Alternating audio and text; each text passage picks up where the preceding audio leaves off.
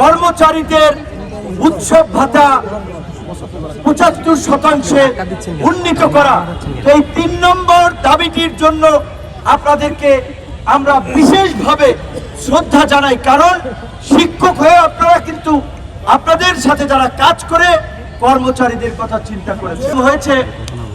আমরা সকল রাজনৈতিক দল এসেছিলাম এবং সমর্থন জানিয়েছিলাম। তো আমি সহ যারা অতীতেও সমর্থন দিয়েছে, শিক্ষকদের পক্ষে দাঁড়িয়েছে, শিক্ষকদের দাবি যদি অযৌক্তিক হতো তাহলে কেউ এই দাবির সাথে একমত পোষণ করত না।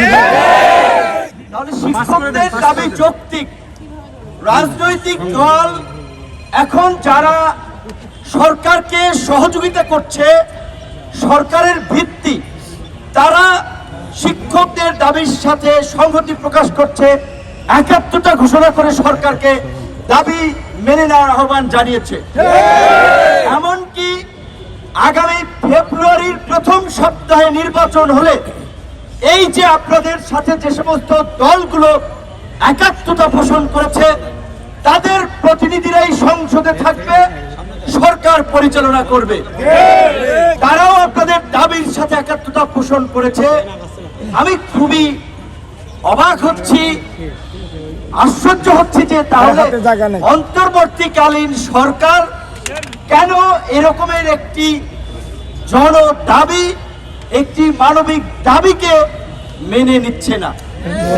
তারা তো 5 বছর থাকবে না যে তাদের এত কিছু চিন্তা করতে হবে।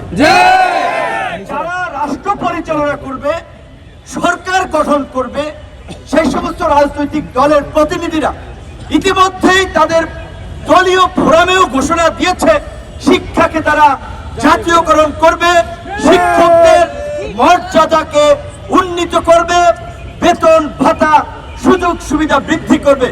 সেই জায়গা থেকে আজকে এই যে 3 দফা দাবিতে শিক্ষক সমাজ যে আন্দোলন করছে, তাদের বেতনের 20% বাড়ি ভাড়া, তাদের 1500 টাকা চিকিৎসা ভাতা এবং কর্মচারীদের উৎসব ভাতা ৭৫% উন্নীত করা, এই 3 নম্বর দাবিটির জন্য আপনাদেরকে আমরা বিশেষভাবে শ্রদ্ধা জানাই। কারণ শিক্ষক হয়ে আপনারা কিন্তু আপনাদের সাথে যারা কাজ করে কর্মচারীদের কথা চিন্তা করেছেন।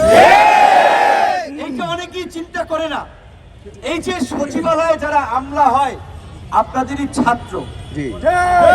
মনে আছে আমি প্রাইমারি স্কুলে যখন পড়ি, আমার মা মারা গিয়েছে খুব ছোটবেলায়, সম্ভবত 2-2.5 বছরে। আমরা যখন স্কুলে গিয়েছি নাক দিয়ে সিনেমা পড়তো, যেটা বলে পানি পড়তো। অনেক সময় প্রাইমারি শিক্ষক ছিলেন একজন, তিনি অনেক সময় ডেকে মুছে দিতেন। শিক্ষক ছিলেন তিনি অনেক সময় মানে কাউকে সিনিয়র বড় ছাত্রদেরকে বলতে না মুখটা ধুয়ে নিয়ে আসে। এই যে শিক্ষকদের